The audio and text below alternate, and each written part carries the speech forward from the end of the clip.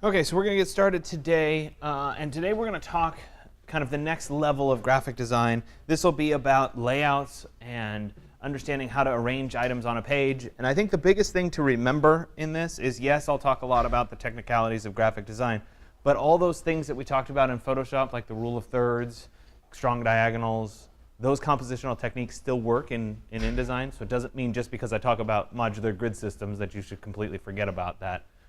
That rule of thirds is a good, valid way of laying out your work. So we'll start today. I'm calling this graphic design 2, structure and organization, because it's fundamentally about how do you organize the content on the page and what kinds of systems do you invoke to help that organization come to fruition. So we're going to start with grid systems. And in order to really understand grid systems, I have to go through a bunch of terminology, some of which you already know, some of which you don't know just yet. We'll start with margins, which obviously you're familiar with. If you've ever done an English paper, it has margins on it. That's the other way that you made your English paper larger or a little longer, is you made the margins a little bigger. Maybe it's the other way. Maybe you guys are always just trying to make your work fit on less pages, so you make the margins bigger. Essentially, what is the purpose of a margin? Well, fundamentally, your purpose is to define what is the active area of the page. Where is the content on the page versus other content? So you might have a footer or a footnote that's down below in the margin, or you might have a little page number up in the upper corner. That's not active content. That doesn't really have to do with the content of what you're reading or what you're displaying. That active content is contained within the margins. So it defines that active area of the page. It directs the viewer toward the content. If you imagined a document that went all the way to the edges, the text went all the way from one edge to the other, it's a little bit hard to think about reading that. That margin really helps. They're going to vary in size depending on the format. There's no surprise there. Depending on what you're doing, they're going to change. And sometimes they contain subordinate elements like page numbers or footnotes and that sort of thing. So in the graphic form here, the margins are the areas that I just highlighted in blue. You should have been able to tell me that to begin with. Let's move on to something that's a little bit more important here, and that is that we can divide the page vertically into columns. They're divisions of space that are vertical. And this is, if you think about newspapers or you think about magazines, not that anybody reads newspapers anymore, but if you think about magazines, this is pretty common. The idea here is that you're creating blocks of text or elements that are running vertically down the page.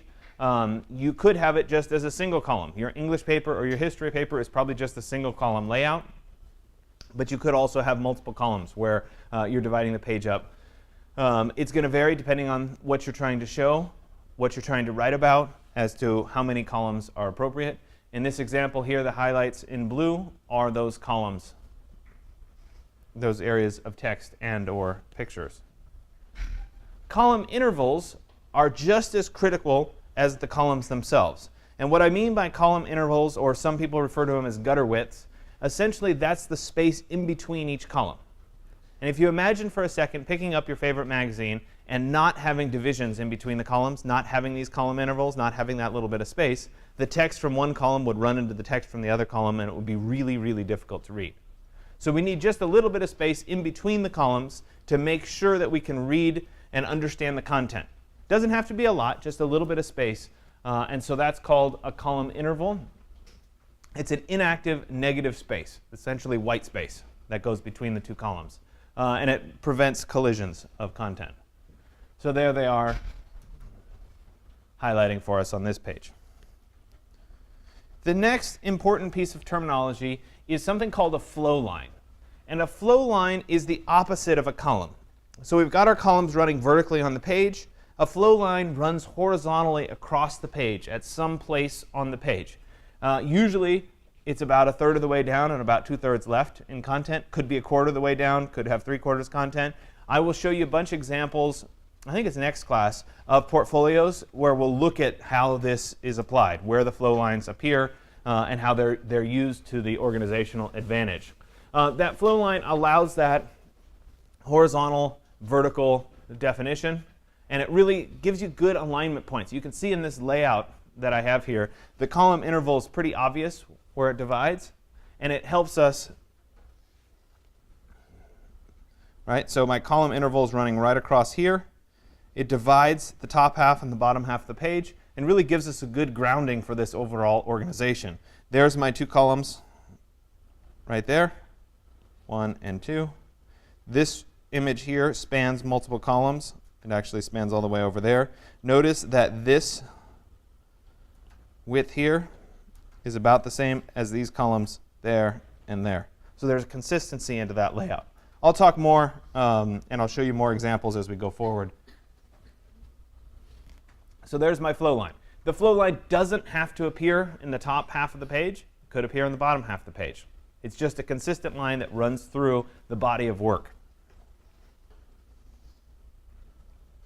Next thing, our grid modules. These are the spatial areas that support the textual and visual elements of the page, the content of the design.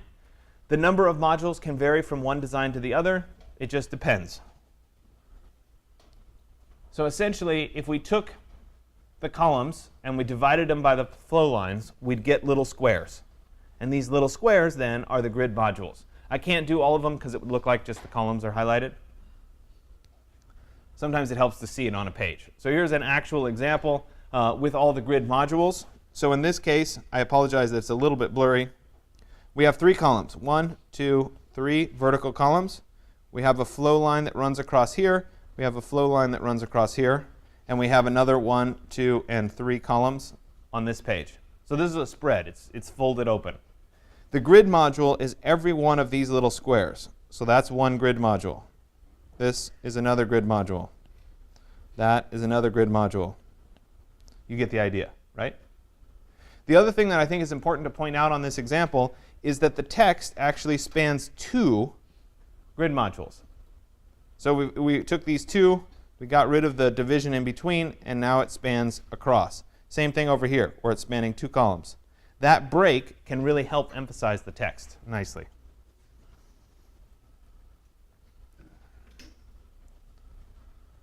Working with basic grids.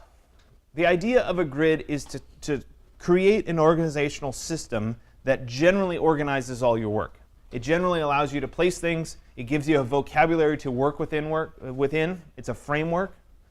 It shouldn't drive everything, but it should really help you lay things out.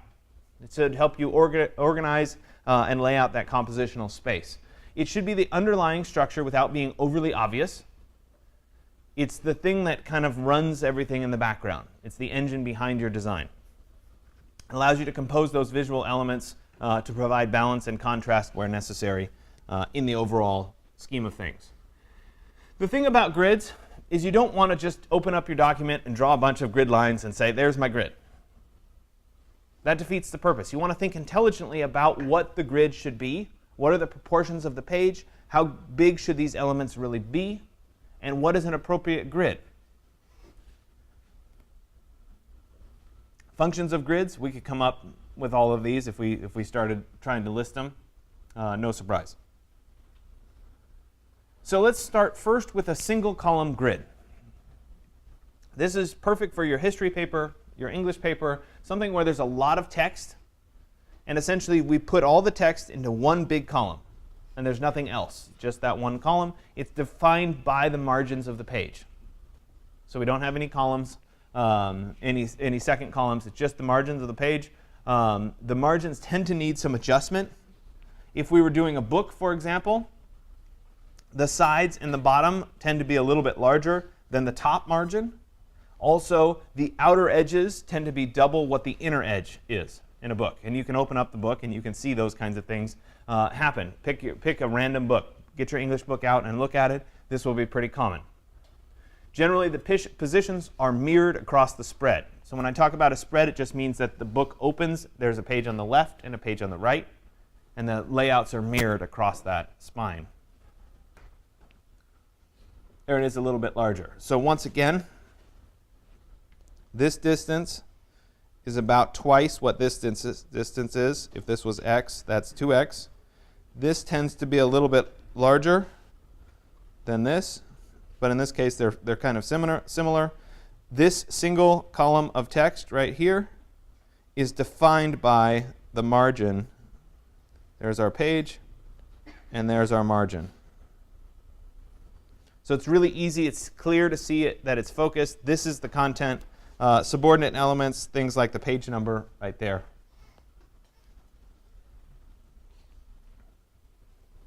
Don't forget the rule of thirds and the other compositional techniques. So we could still do the rule of thirds. Let's say we were placing an image into that block of text. Think about how that fits in with the rule of thirds. Is it appropriate? Does it feel right? Strong diagonals. All of those things can still play in, so don't forget about it. Multiple column grids. As soon as you go from that single column into multiple columns, you just tripled or quadrupled the number of options you have in terms of layout. It's really suitable for complex projects, nearly endless compositional strategies available to you. You can create movement, rhythm, you can create tension because you've got all this flexibility within your grid. Let's look at this poster a little bit larger. So how many columns are in this poster?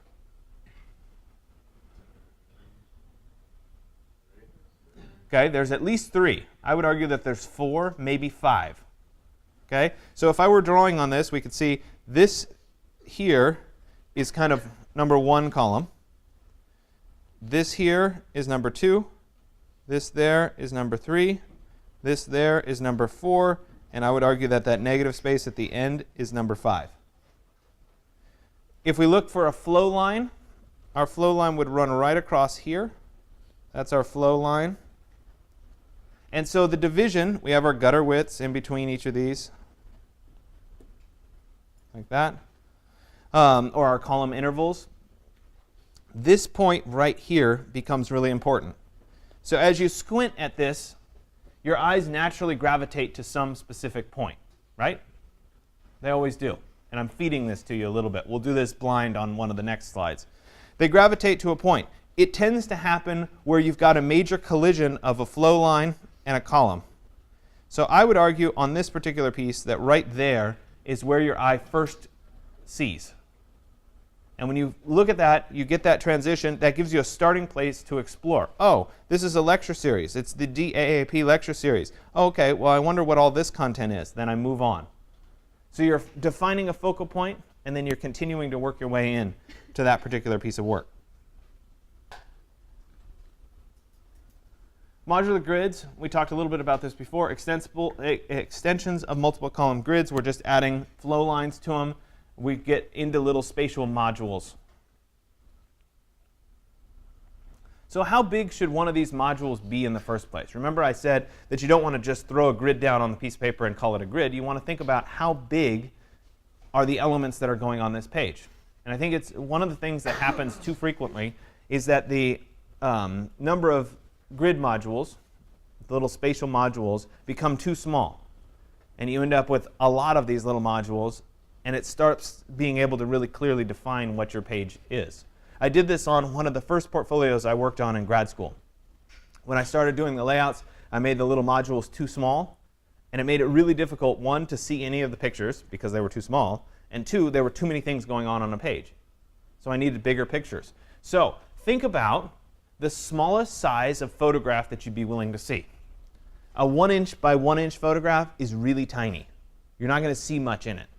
2-inch by 2-inch, that feels a little bit better. 3-inch by 3-inch, yeah, okay, now we can actually see some content. So think about what is the smallest size photograph or illustration that you're going to be willing to show. And also think about what's the shortest little column of text that you're willing to see. You know, if your module is 1-inch by 1-inch and you were writing in it, you'd have like 1 word per line going vertically. It wouldn't feel natural. So we need a little bit more space. So generally, we're thinking about 2-3 inches, something like that, as your grid module is kind of about the minimum. Here's a bunch of example layouts. Sometimes it's nice to just see a bunch of layouts and how they might show up on a page. The number of module grids that you have increases the compositional flexibility, no surprise. They need to be flexible enough to accommodate changing content over the course of the project. And I think this is a key one, and it's part of why I love having the portfolio as your final project for this class. Because as part of that portfolio, which we'll talk about in more depth going forward, you have to include the major assignments that you did in this class, plus any outside work that you want to include or any of the exercises that you want to include. But you'll see that all of the work that you've completed, or you will have completed, has different size requirements. The first one was your best photograph. Well, maybe you took it, Ryan, you went out and you took one in landscape. I don't know if you did, but let's say you did. It was in, it was in landscape mode. Somebody else took one in portrait mode. Those are different. And if I have to put them into a portfolio, they're going to be different. And so how do I lay that out? Next thing, you did that, where you combined in Photoshop. Well, that might have been a square. I don't know. It might have been a landscape as well. OK, that's pretty easy. You've got two landscapes in a row. Maybe it's a landscape and a square. That's fine. Then all of a sudden, I throw you a lecture series poster. It's 11 by 17. Totally different format. How do you fit that into your portfolio? You have to think through that. Your modules here have to be able to accommodate that thing. So when we get onto AutoCAD, you're going to be doing a 24 by 36 layout. Well, how does that fit in? So your modules need to be flexible enough to accommodate different types of content such that they feel like they belong. They're not just stuck in to your page. Alternative grids. So we've talked all about the standard grid to lay that out. The alternative grid is the loose and organic grid. It's very reliant on intuitive understanding of what works and what doesn't work. You can also think about it in terms of Photoshop, where you're doing rule of thirds, or maybe you're doing strong diagonals and you're working through that. I'll show you some examples. They evolve from basic grids sometimes. It's by taking the grids apart, rotating them, that sort of thing. And you can end up with some very creative, different layouts. And there's nothing wrong with this layout. I'm not here saying everything has to fall on a grid. Otherwise, it's not a good layout. You can have something that doesn't fall on a grid and still works really nicely. The key here is that you have to do a lot of experimentation, and you have to feel like it fits. You have to trust that intuition. We talked about intuition 2 lectures ago, to feel like it's fitting and it's working. So let's look at this poster. Does this have a strong set of columns? No, not at all. Does it have a flow line somewhere? No, not really. Does it work nice as a poster? Yeah, absolutely. So this is an alternative grid. It's still giving us cues. It's still working. It has strong diagonals. I would argue on this particular one that there's a very strong diagonal that's been emphasized in this direction and also in this direction. And the nice thing here is that as we look at this particular poster, it's leading us in to this box, which is telling us that this is an exhibition and a fashion show. So that's good. It's directing us toward the content we need to read first. It's subliminal. It's not obvious. There's no obvious layout here. But it's all those elements that are causing us to get interested in that particular box right there. There is, by the way, a little bit of a column here. But that's where this kind of an alternative grid comes into play. Let me show you another example. A couple pages out of portfolio. Does this follow a grid? Not really. It's, again, an alternative grid. But if we look at these 2 pages, the diagonals are kind of similar. They still follow a basic structure. They're not completely arbitrary. The designer here didn't start to create this text and say, you know what, I'm just going to throw stuff on the page and see what looks right. These pages have some consistency. There is a strong flow line that occurs right here. That same flow line occurs right here on the next page. So it's consistent page to page. There's a strong diagonal that runs here. There's a strong diagonal on the next page that runs there. So even though it's not a traditional grid like this, it's still consistent and still has an underlying framework. It still has this diagonal. It still has this diagonal. It still has this flow line. You guys see how I'm creating the grid? It's just different. And it still fits really nicely within the context. So today when we get into InDesign, I'm going to show you how to do the traditional grids, and I'll also show you how to do this. But remember, this involves a lot of intuitive understanding about what feels right compositionally. It's not as easy.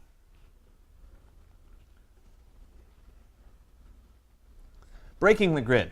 I think this is really important. Grids are always there to provide that base for you. They give you a framework. They let you put things in. It works in graphic design. It works architecturally. We have a certain number of columns in a building. Suddenly we take away a column. That presents an opportunity. Same thing happens on a layout. You have something following a very rigid pattern, and you break that pattern. if you break it in an important part, it can really make a big difference. It can provide that focal point for you. So use the grid as a guide, not a dictator. So it's there to help you. It's not there to be, it has to fit. If it's broken too often, probably not the right grid. So you want to have those ideal elements where it's broken, but most of it follows the grid. That's a good happy medium. So the interaction of visual elements. So the big thing here is that we want to develop some kind of a hierarchy so that it's easy to see and understand what's important, what should I look at first, what should I look at second, what should I look at third. And it's key for you as a graphic designer to be able to establish that. You want to meld subordinate visual elements in to allow the in-depth view, but you also need something that grabs the attention in the first place. So you're leading that viewer through a logical and meaningful journey when they're looking at this particular poster. If a hierarchy is not established, the eye gets distracted and it moves on. So you want to bring somebody in. You want to invite somebody to read what it is that you have to say, not, oh, that's ugly. I don't want to move. I want to move on. I want to look at something else. So let's look at this poster blown up. I apologize. It's a little bit blurry here. So as I look at this poster, if I think of it in terms of hierarchy, what do I see first? The what? The name, California College of the Arts, sure. I think you're either seeing this first or you're seeing National Portfolio Day first. Depends on which one you're seeing. And if it was printed out, it might look a little bit different. I think the white might stand out a little bit better if it was printed. But the idea here is that I might be seeing this first. There's number 1.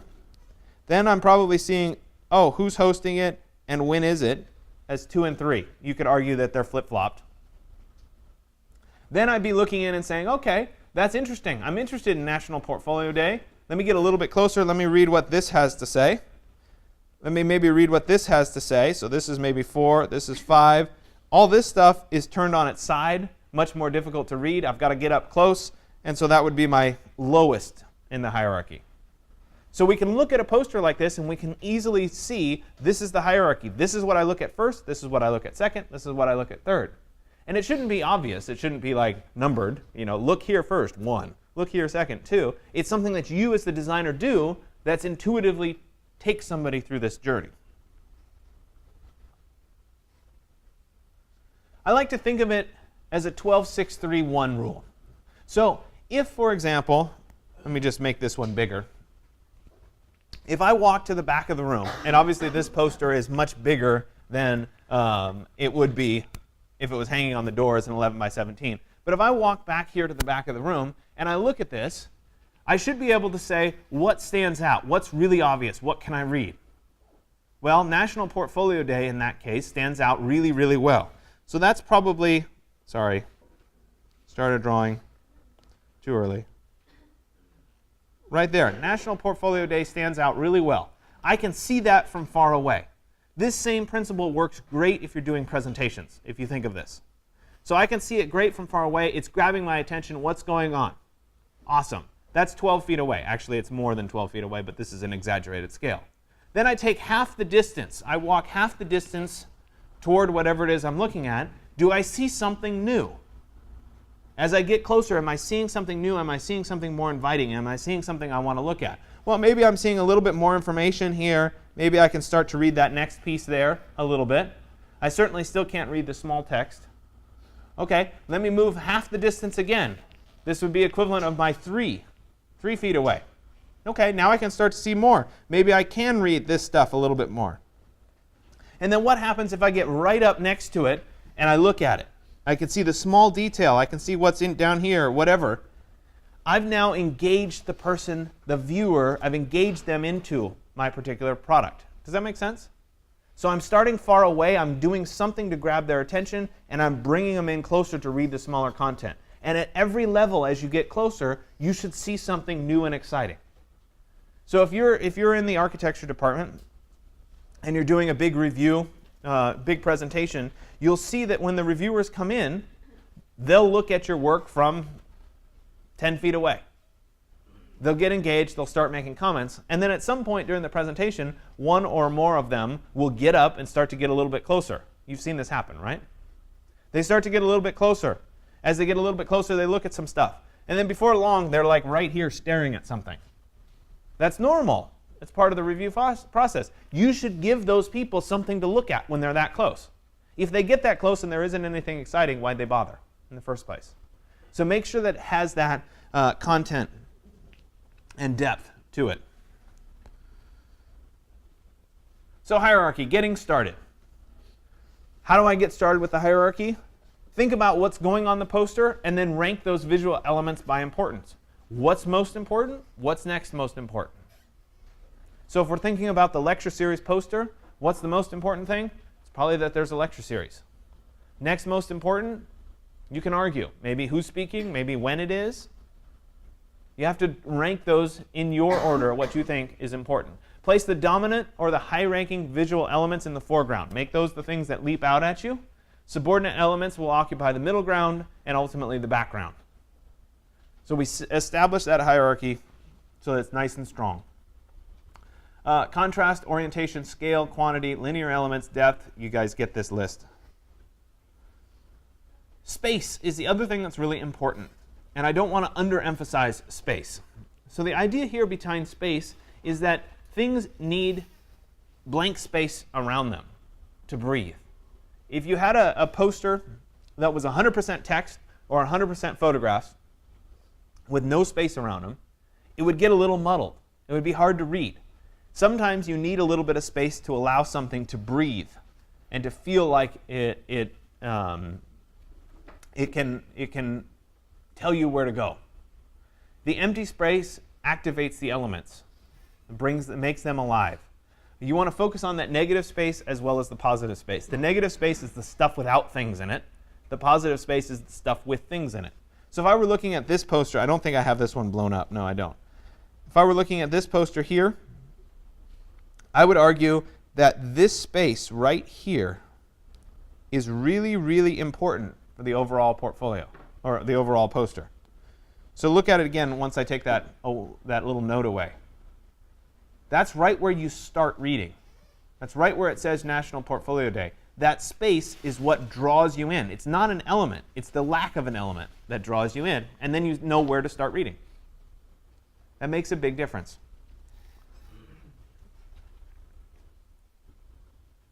So this space is really important for how the eye navigates. It directs the eye toward the positive areas of the page.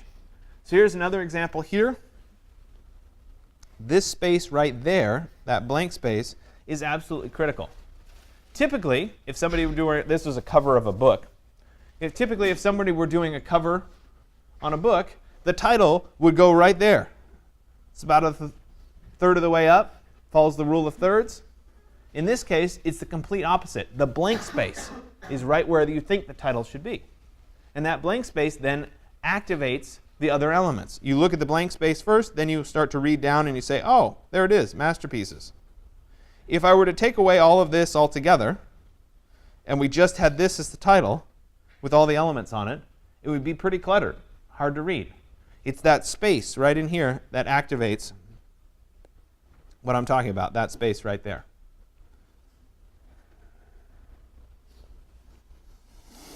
Using space. Group your elements together to provide a strong focal point. If you just center an object, it equalizes the space around it and completely deactivates the object. And I'll show you this in an example in just a second. Placing off-center creates weight or asymmetry. It's kind of like the rule of thirds. Creates a little bit of weight, creates some space around your object, makes that object active and interesting. Same thing applies in photography. You take a picture of somebody, they're centered in the picture, it deactivates the space around them. You put them at a rule of thirds, you put them off-center, suddenly it activates what's happening behind them. And you can't have too much space. So if, for example, I just have a blank page here, if I had this page and I was doing a presentation and I said, OK, there's my object. I have way too much space around the object. Doesn't help me. Likewise, if I had a right size object, there it is, and it was perfectly centered in the page, still doesn't do much. If I take that object and I say, let's put it right here, that activates the page a lot more. It weights it toward the bottom, gives me a lot of extra space around toward those sides, gives me a strong focal point. I start looking right here, and then I could work the rest of my elements around that strong focal point. You know, maybe there's some text or whatever. So just by doing that makes a big difference. Maybe instead you activate it by putting it here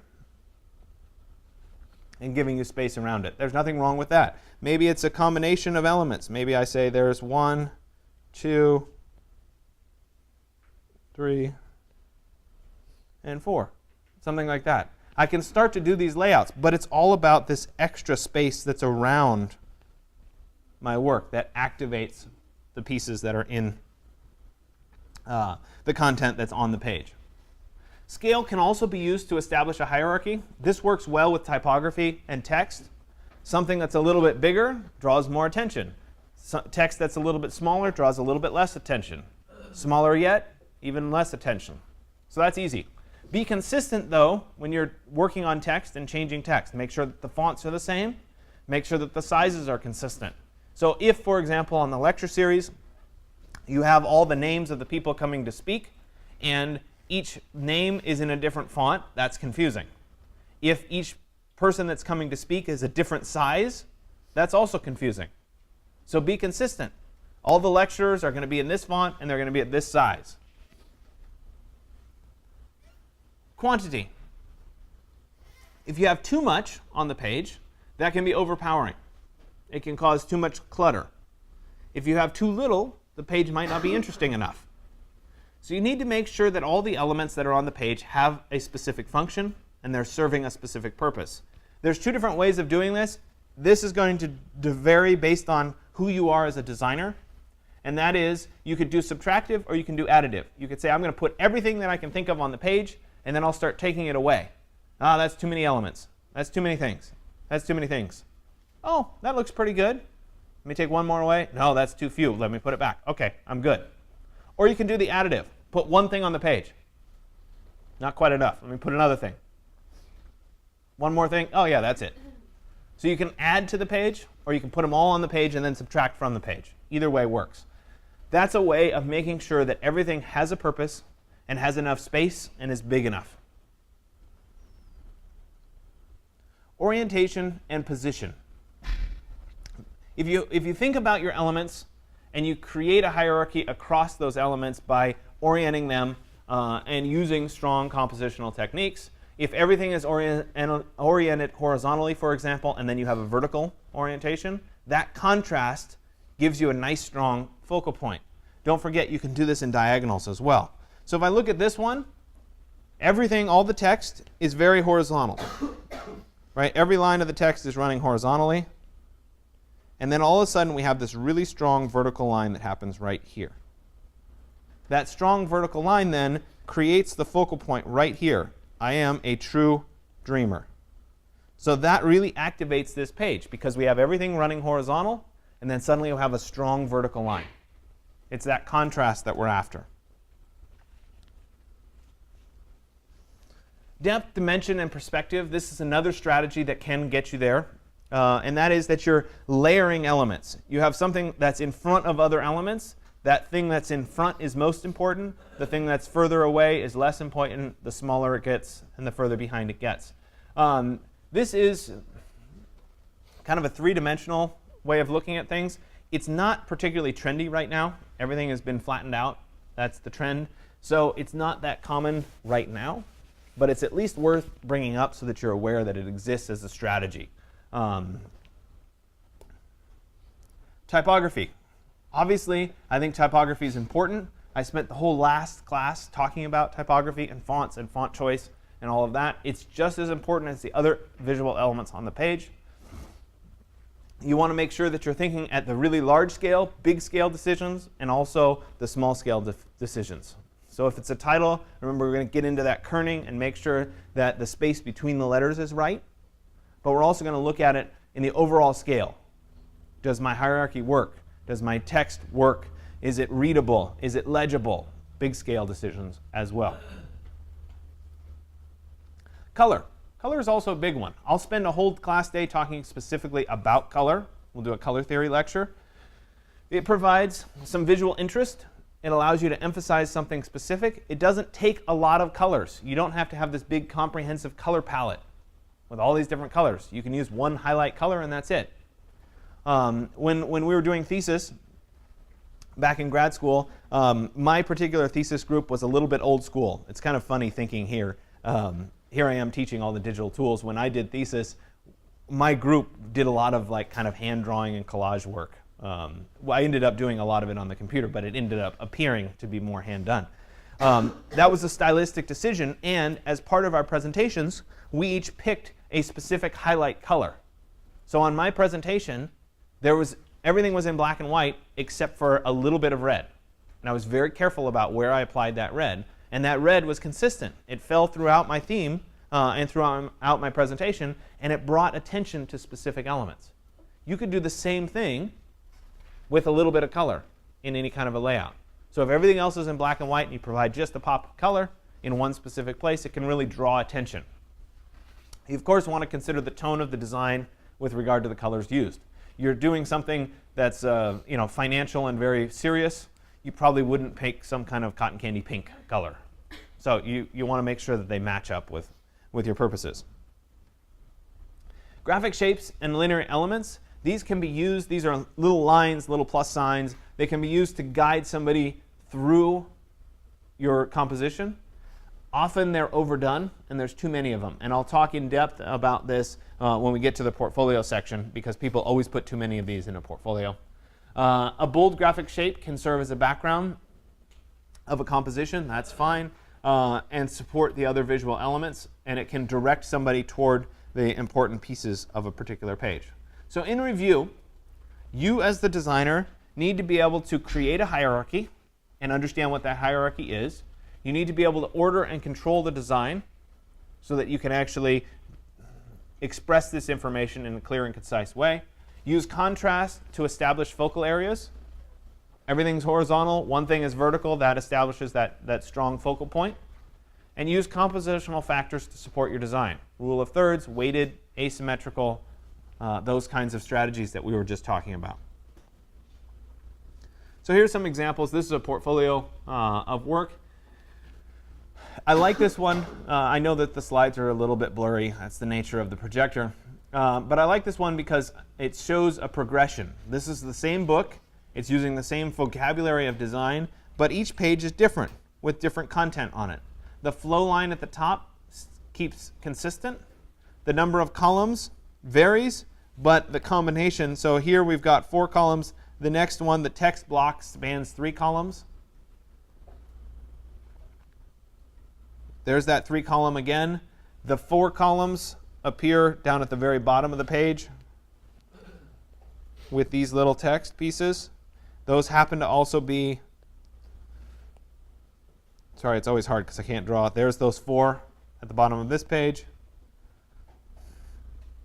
The flow line is again staying consistent at the top. That column of text is double, but you can see how there's a repetition. The 2-column layout matches up with the black space that's right there. So the sizes are consistent across all of these pages. Okay, so we're going to switch over into the world of InDesign. I'm just going to keep going, but you guys bear with me for a couple minutes while I switch over.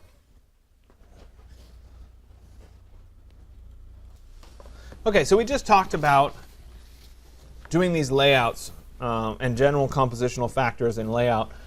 We need to start working in InDesign, and I want to show you these more advanced strategies for laying out your work. You've already spent a little bit of time. You understand what a text frame is, obviously, from last class, but you also understand frames that hold images. Now we're going to start to lay out multiple pieces together. So for today's class, I went ahead and opened up InDesign. It's right there. I'm going to create something new. And I asked you to create a 4x6 little postcard as part of exercise 111. This is kind of a preview to your lecture series. This is a practice round. It doesn't have to have the lecture series content on it. It could have just information about the architecture program. For those of you that are in industrial design, you should do it about industrial design. Likewise, I should mention when you do your lecture series, just do an industrial design lecture series rather than architecture lecture series.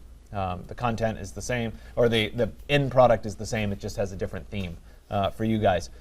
So I'm going to start today by creating a little 4x6 postcard and doing a layout on that 4x6 postcard. I'm going to switch my units into inches, and then I'm just going to type in here under width and height 4x6.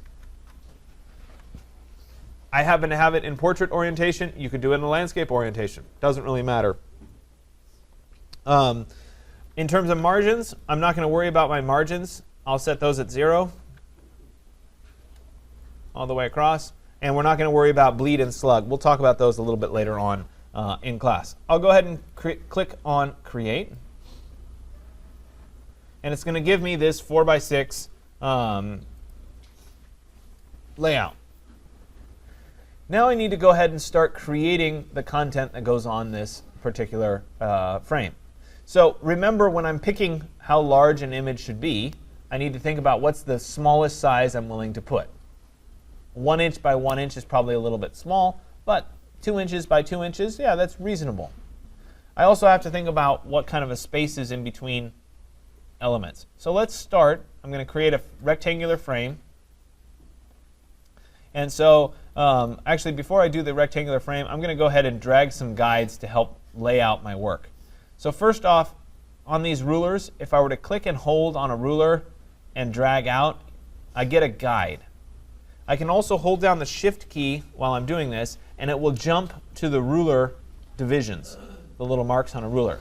So it's easy to find where the center is. So this is 4 inches, so I can go right to 2 inches, and I can see where that center would be. That helps guide things out a little bit. I'm going to go ahead and create a rectangular frame. And I could do it by just dragging it out and drawing it.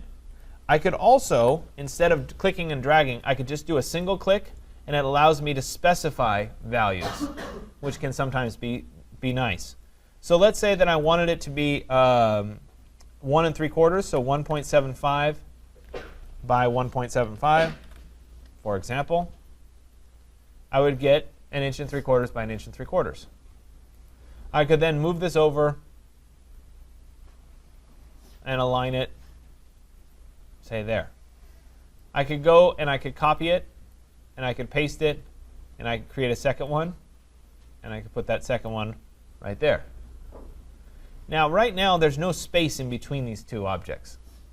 So I could move this over and create a little bit of space. I could move this one over and create a little bit of space. Remember, if I held down Shift, it would jump. That's not jumping for me. Go to maybe there. But that's not the most precise way of laying it out. Let's say that I knew the distance that I wanted between them. I can use a toolbar called the Align Tools. And so I think it's available under Advanced. If I went from the workspace from Essentials to Advanced, I think it shows up. Nope, it doesn't. We're just going to go ahead and go to the Window Tools, and I'll come down to Object and Layout and choose Align. So right there. So once again, that was the Window menu, Object and Layout, and then Align. Looks like I can press Shift and F7 and get the same result. And so with these Align tools, I have some other options. Let me create a few more so that I can demonstrate this for you. I'm just going to copy and paste these in place.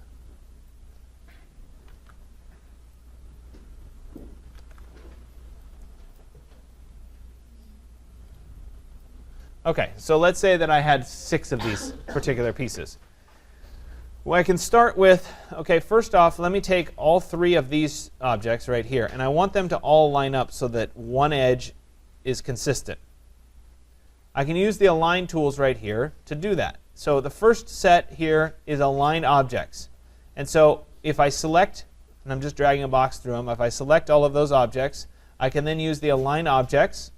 I could do the right edges or the left edges, and it would then align all the objects to the right. Likewise, I could align them all to the left. But what about, for example, if I know that I want this object to stay where it is and I want the other objects to move toward it? I can pick what's called a key object by making one more click. So I've made my selection first. There's my selection. One more click on an object, it highlights that object. Then that object is going to stay put. It's not going to move. And the other objects are going to align to it. So once again, I could change my key object. Let's say that was the key object. And I could say align all my objects to that key object. So it's one extra click to determine which object is the key object. So let me align them back. I'm going to make this my key object. We'll align them all there. Now the other thing that I could do is I could choose what kind of space I want between the objects. And so that's available right here, distribute spacing. And I can specify what my spacing should be. So I want to, I deselected my key object. I don't need a key object anymore. If I want my spacing to be something specific, I could say I want my spacing to be a 1/16 of an inch, which is 0.0625. And I can say I want that spacing distributed. I'll click on the box. And now all of these are a 1/16 of an inch apart. It's a lot easier than trying to manually move these together. So I have those set. Now I can use the align tools. I could take these top two, and I could say, that's my key object. Let's make sure that they're aligned on the top, which they already were. And then let me use my distribute spacing so that those two are a 1/16 of an inch apart. I could take these objects, make this my key object, align them all, and then take away my key object and then use spacing. And now suddenly all of these are exactly a 1/16 of an inch apart. Made it pretty easy because I was using the align tools. Now the other thing that can happen is sometimes you say, you know what, I know that I want this particular object to be here, and I know I want this particular object to be right here. And I'm picking these arbitrarily. And I would like this object to be centered in between those two objects. If that's the case, I can select these two or these three objects like that. And over here, I can use the distribute objects. So when I use distribute objects, it's going to center this object between the two outermost objects. You could do 10 objects in a row, and it would do the same thing. So distribute spacing, I'm going to do vertical centers. And when I do that and I click on it, it's going to equalize the space between these objects. Let me show you another example with more pieces. I'm doing this smaller so that you can see more of these.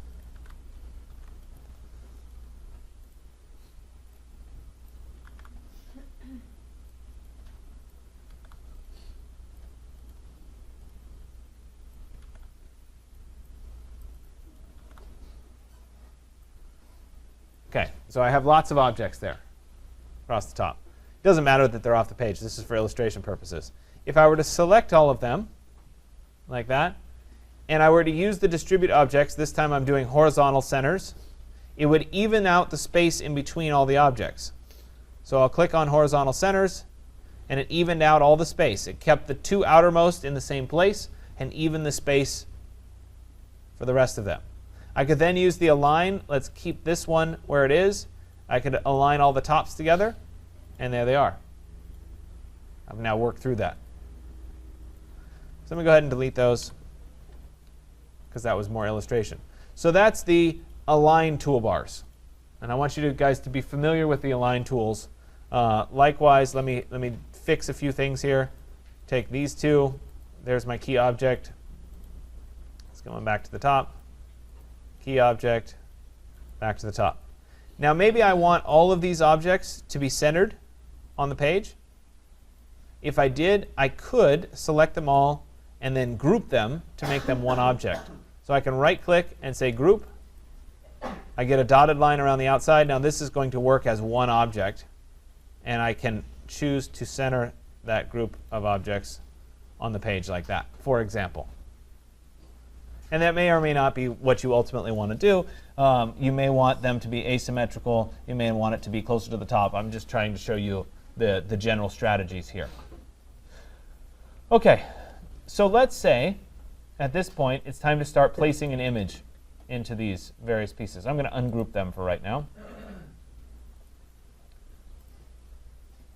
It's rather easy to start doing that. So first off, I need to find some images. I did a Creative Commons search for some architectural school type images.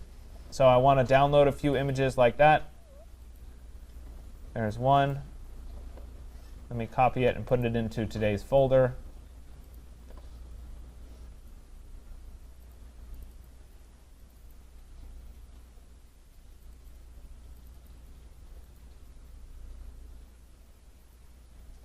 There it is. And so now I can go ahead and place that image into my drawing. So I'll select the frame first, and then I'll go up to File and then Place.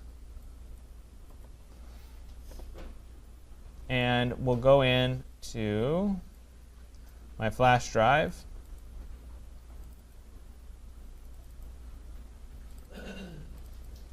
And I'll drop that first image into place. There it is.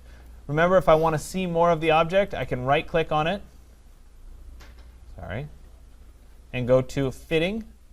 And I could fill frame proportionally. It's going to allow me to see more of it. And then I could move on to my next object. And I can go to File and then Place. And I could drop my next object in.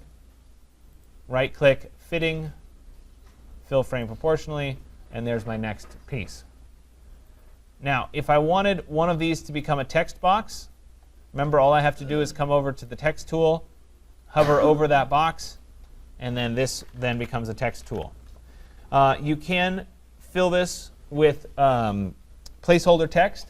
It's under the Type tool, Fill with Placeholder Text, and it's going to look like I had something to say, even though I didn't.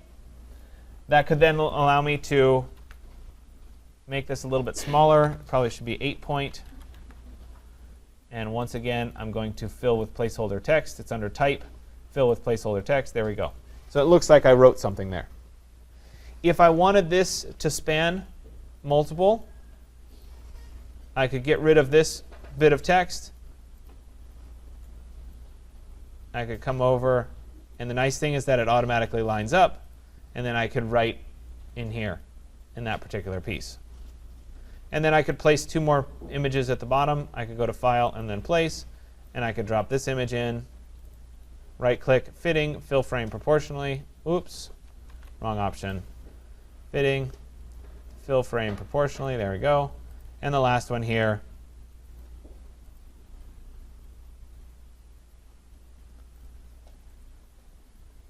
right-click, Fitting, Fill Frame Proportionally.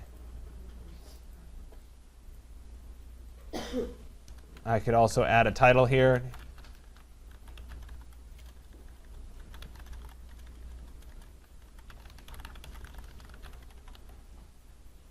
We could make that a little bit larger. So maybe that becomes 14. And let me fill the rest of this with placeholder. I like the placeholder text because it gives you a look without having to actually have the content just yet. Okay, and I can work through how I wanted this to be set up, and then I can look at it. Remember, I can go up to my view, and I could go into screen mode, preview, and I could take a look at what that looks like as a layout. Now, let's go back, and for me, I'm going to create multiple pages here, sorry, so that I can show you a few other strategies. So let me go into view. I'm going to go back to screen mode normal, and I'm going to create some more pages. Oh, and I shouldn't have facing pages. I meant to uncheck that. Hold on a second here.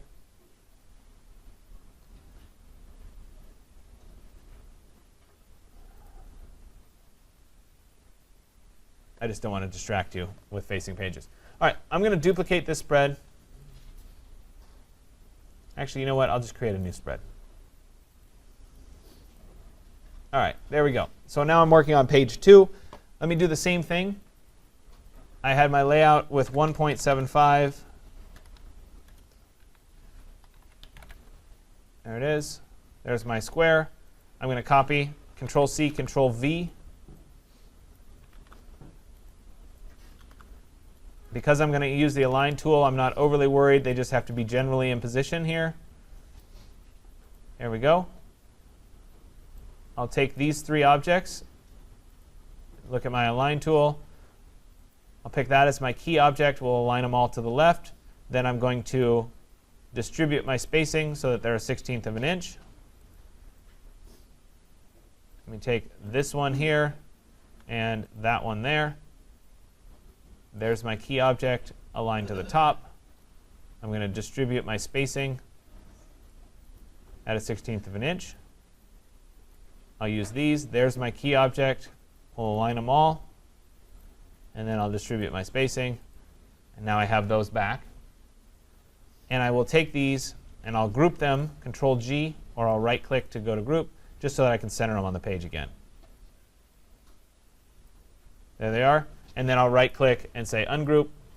And now I have all my individual pieces. I just recreated that first layout.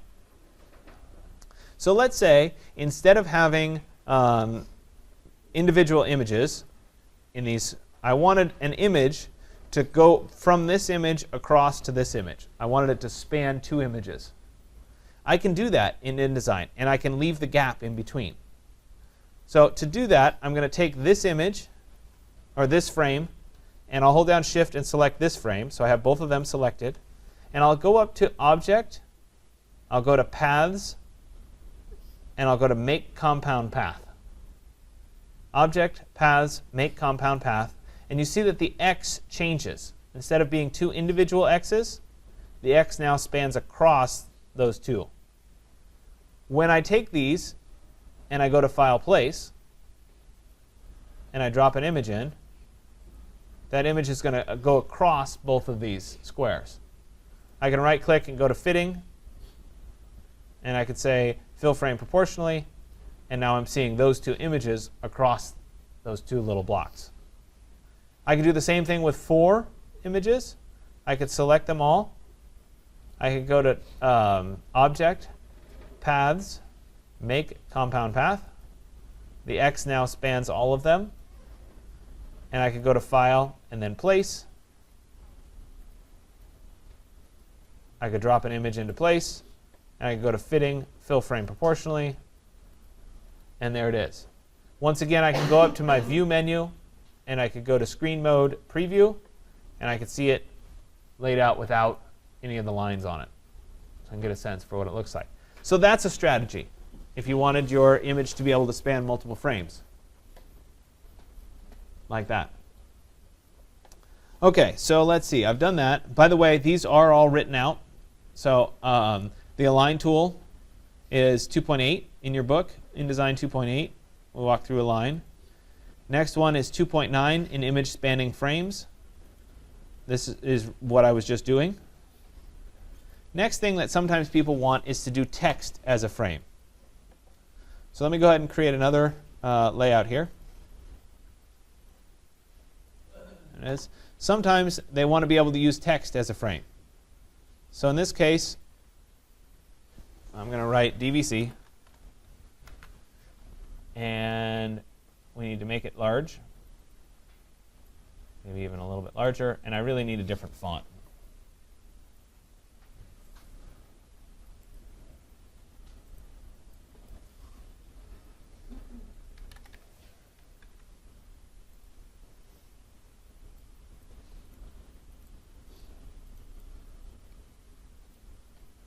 All right, so there is DVC. And I'm not condoning this particular font. I'm just using it as an example.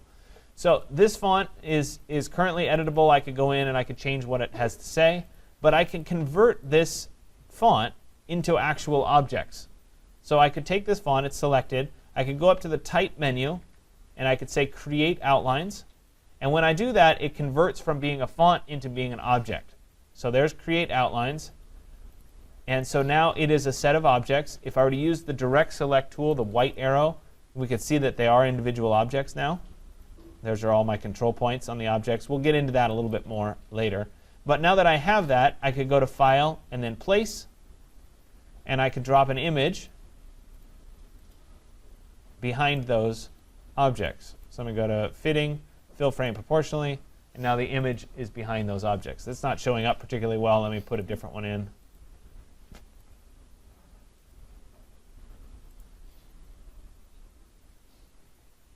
Like that, for example. So that's another common request, is to work through something like that. Sometimes you want a piece to be somewhat transparent over another. So let's say that I had this DVC and I wanted another image to go behind it.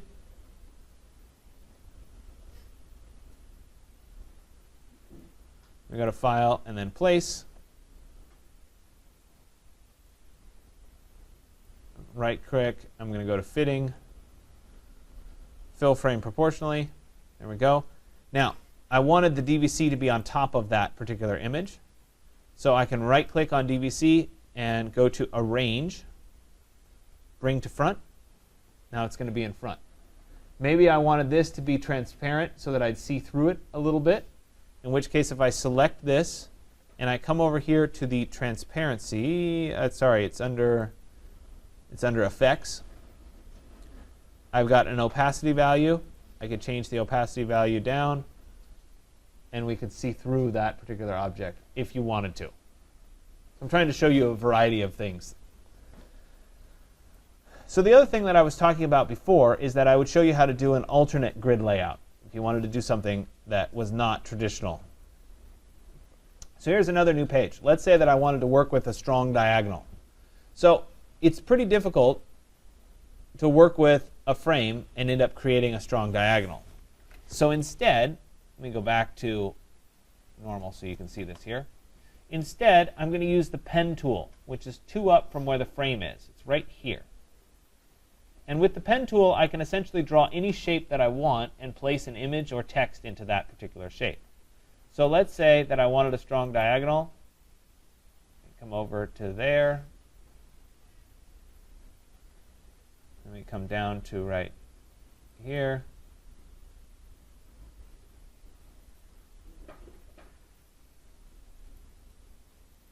And I then created that particular shape. It currently has a black line around it. If I wanted that to be transparent, I could click on my stroke and then click and hold down below it and say Apply None. That means it won't have a line going around it anymore. I could then place an image into this particular layout. So I could go to File and then Place, and I could drop this image into that diagonal. Fill frame proportionally, and there it is. Now maybe I wanted some text on this side. Once again, I could go back to my pen tool. I could draw a diagonal there.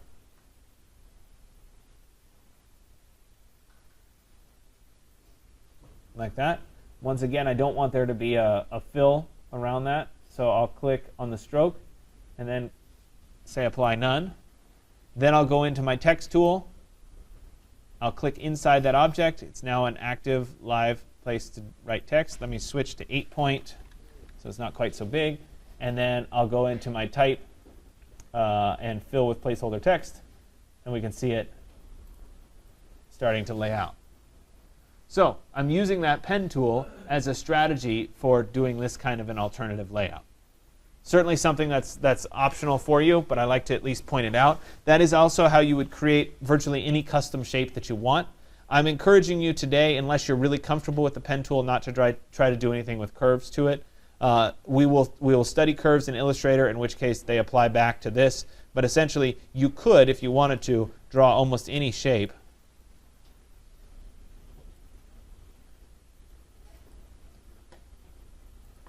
So there's a shape, and I could place something into that shape. Oops, sorry. And then place.